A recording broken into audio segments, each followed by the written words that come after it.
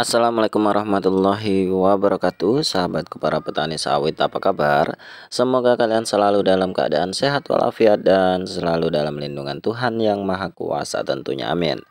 Teman-teman, pada video kali ini saya akan sharing mengenai alasan mengapa kita tidak boleh mencampur pupuk, terutama pupuk kimia. Pernahkah teman-teman mendengar hal tersebut, bahwa kita disarankan atau dianjurkan untuk tidak melakukan pencampuran pemupukan dalam pengaplikasian pemupukan kelapa sawit atau dalam tata kelola kelapa sawit?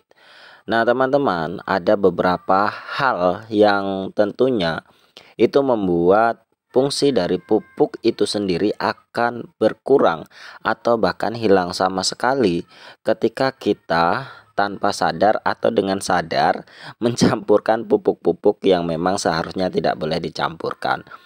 Nah, tentunya teman-teman, hal tersebut jangan sampai terjadi kepada kita, karena pupuk ini adalah salah satu faktor yang menyebabkan keluarnya biaya yang cukup besar. Jangan sampai pupuk yang sudah kita beli dengan mahal-mahal itu akhirnya tidak bermanfaat atau berkurangnya manfaat dari pupuk itu sendiri. Nah, alasan mengapa tidak boleh dicampurkan pupuk serta pupuk-pupuk apa saja yang tidak boleh dicampur, nanti kita akan bicarakan.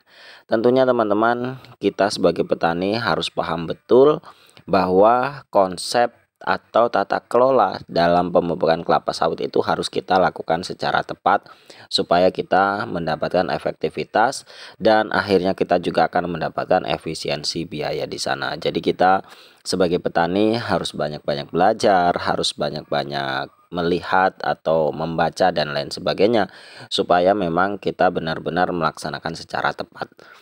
Nah, teman-teman, alasan pertama mengapa pupuk itu tidak boleh dicampur itu adalah perbedaan pH dari pupuk itu sendiri. Karena pupuk-pupuk kimia ini ada yang ber-pH rendah, ada juga yang ber-pH tinggi, atau secara sederhananya ada yang ber-pH asam, juga ada yang ber-pH basa. Nah, ketika perbedaan pH ini dicampurkan, maka akan mengurangi dari efektivitas dari pupuk itu sendiri. Salah satu atau bahkan kedua-duanya itu bisa kehilangan manfaat akibat tercampurnya dua pH, atau misalkan satu pH basa, satu pH asam, maka nanti akan terjadi perubahan pH. Nah, ketika pupuk itu pH-nya berubah, teman-teman, maka konsep awalnya atau manfaat awalnya itu akan berubah. Misalkan nitrogen yang ber-pH asam ketika dicampurkan dengan dolomit yang ber-pH basa, maka pH dari nitrogen itu akan menjadi basa, dan tentunya untuk melakukan rilis atau pelarutan itu memerlukan tingkat pH yang asam dari nitrogen itu sendiri, sehingga nitrogen itu tidak bisa diserap oleh tanaman, terkhusus tanaman kelapa sawit kita. Itu teman-teman, itu adalah alasan yang pertama. Yang kedua, bila unsur kimia digabungkan dengan unsur kimia yang lain, itu akan membentuk unsur kimia baru. Itu teman-teman.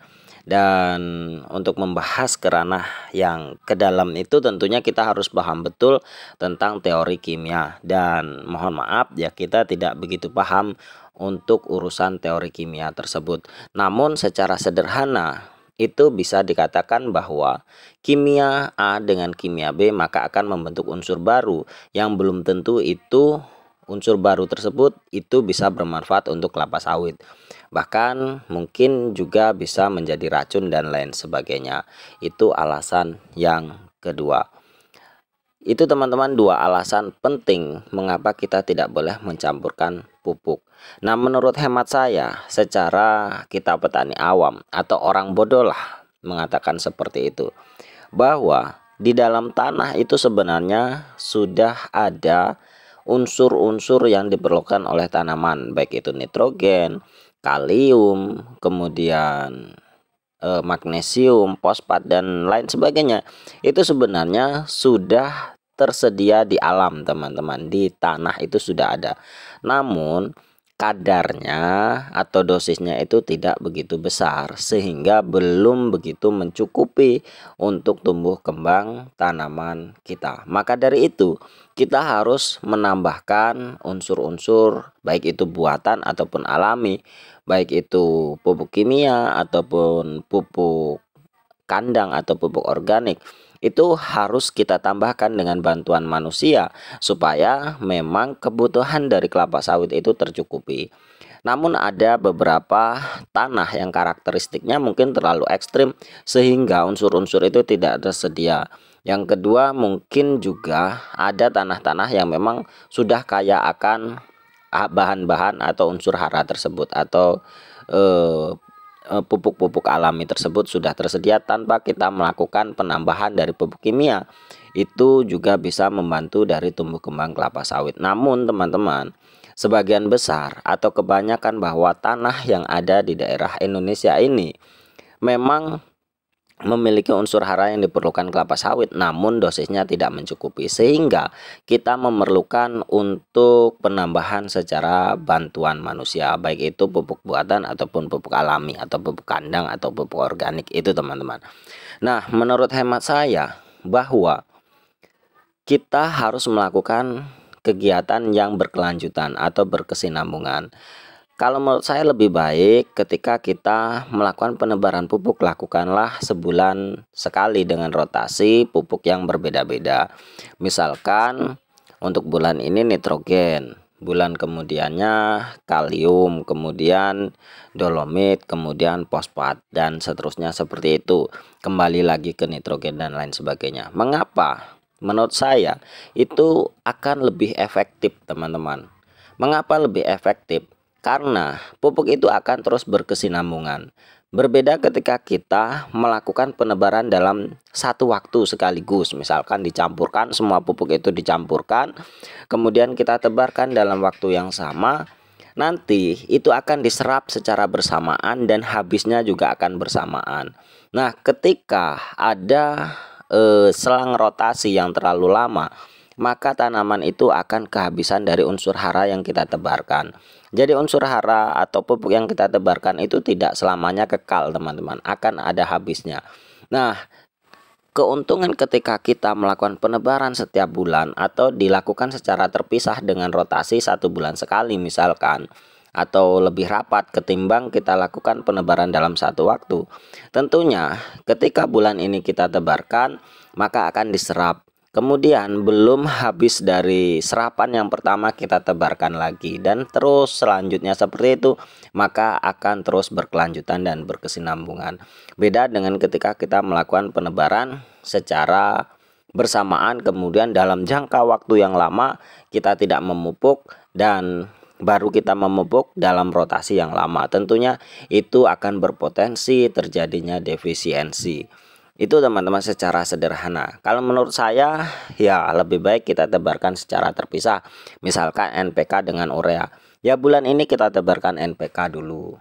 Kemudian bulan depan kita tebarkan urea dan kemudian tebarkan kalium seperti itu. Jadi sawit itu secara bodohnya teman-teman dikasih makan teruslah, setiap bulan itu dikasih makan meskipun jenis pupuknya berbeda-beda. Itu menurut hemat saya. Jadi selain kita menghindari dari potensi buruk dari pencampuran pupuk, kita juga bisa membuat pupuk yang kita tebarkan lebih efektif dan lebih efisien. Itu teman-teman. Mungkin hanya ini, semoga bermanfaat. Oh iya, pupuk apa saja yang boleh dicampurkan teman-teman?